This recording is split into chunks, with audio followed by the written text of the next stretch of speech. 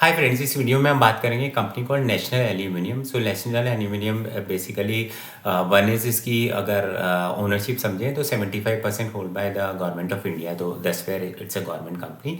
Second is why it interested me, because aluminium and copper दोनों के price बढ़ते जा रहे हैं, तो it's good idea to understand this business model and share with you. जहाँ तक हिंदुस्तान कॉपर की बात है, बिकॉज कॉपर के प्राइस में काफ़ी इंक्रीज हुआ है एंड वो ज़्यादा इंटरेस्टिंग था टू अंडरस्टैंड, बट समहाउ उन्होंने दिसंबर का कॉन कॉल नहीं किया है and that's where we could able to get much about Hindustan copper.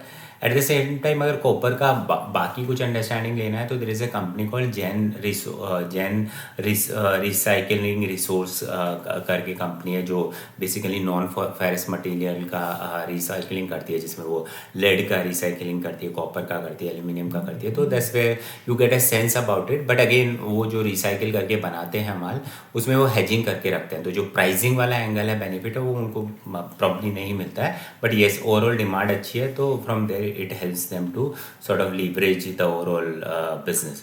Same एक कंपनी है भाग्यनगर इंडस्ट्रीज करके, वो भी सेम स्क्रैप के केस के अंदर है, वो भी कॉपर स्क्रैप का काम करती है। एंड दोनों company sort of value addition में जा रही है, मतलब वो वायर बनाना, इनगोट बनाना, फिर इनफैक्ट जैन रिसोर्स recycle, तो he is going one step ahead in terms of getting into anode, cathode and those kind of things. So it's interesting to observe those company. But coming back to the national aluminum, because so national aluminum basically government owned company है, and from aluminum perspective इनके business model को समझे तो ये क्या, पहले extraction करते हैं जो बॉक्साइट है या जो भी ओर है उसको, एंड उससे पहले उसकी रिफाइनिंग करते हैं। रिफाइनिंग करके पहले जो प्रोडक्ट बनता है उसे बोलते हैं alumina.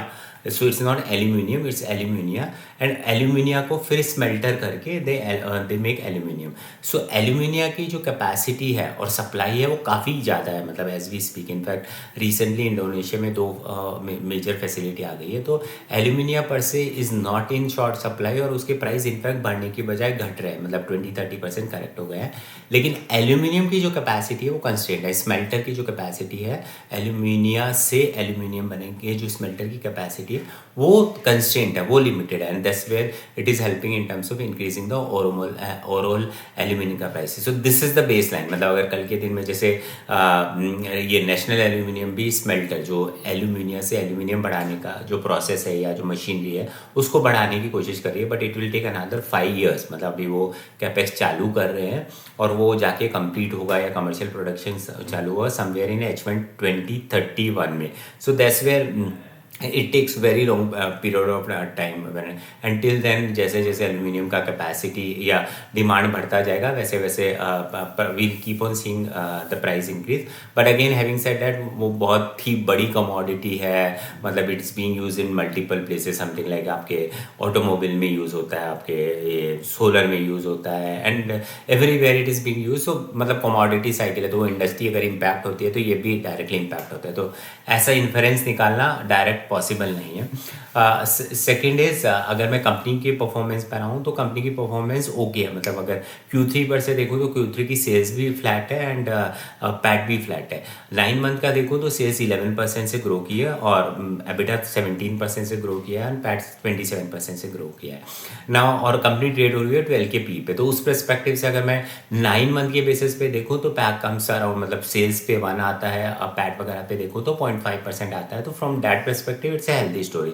But there are 2-3 things. One is this alumina जो कंपनी बना रही है उसकी कैपेसिटी खुद भी बढ़ा रही है, मतलब इनकी कुछ 1 मिलियन मेट्रिक टन, मतलब 10 लाख मेट्रिक टन की जो है न्यू कैपेसिटी आने वाली है समवेयर इन Q1 FY27 में, मतलब कमिंग क्वार्टर में आ जाएगी। तो एंड इंडोनेशिया में 2 फैसिलिटी ऑलरेडी आ गई है।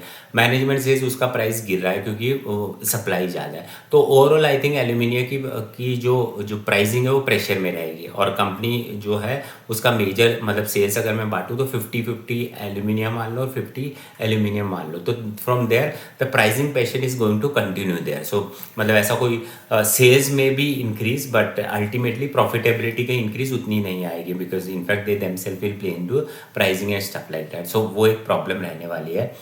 एज आई सेड, एल्यूमिनियम की कैपेसिटी इतनी आसानी से नहीं आने वाली, इट विल टेक 4-5 ईयर, तो वहाँ से कोई ग्रोथ नहीं आने वाली है।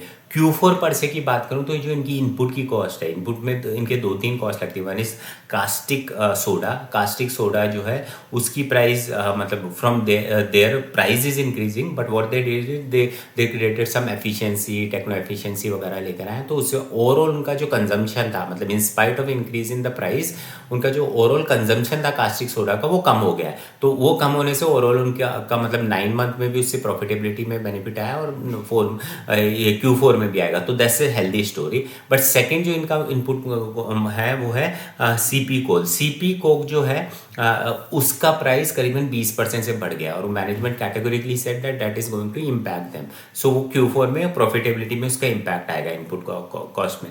सो that we should be mindful of कि उससे प्रॉफिटेबिलिटी Q4 की इम्पैक्ट हो सकती है। एट द सेम टाइम अगर हम बाकी कॉस्ट लेवर्स की बात करें, something like employee cost company में काफ़ी सारे हाई प्रोफाइल लोग रिटायर हुए हैं, उनका रिफिल नहीं हो रहा है, इट विल टेक टाइम।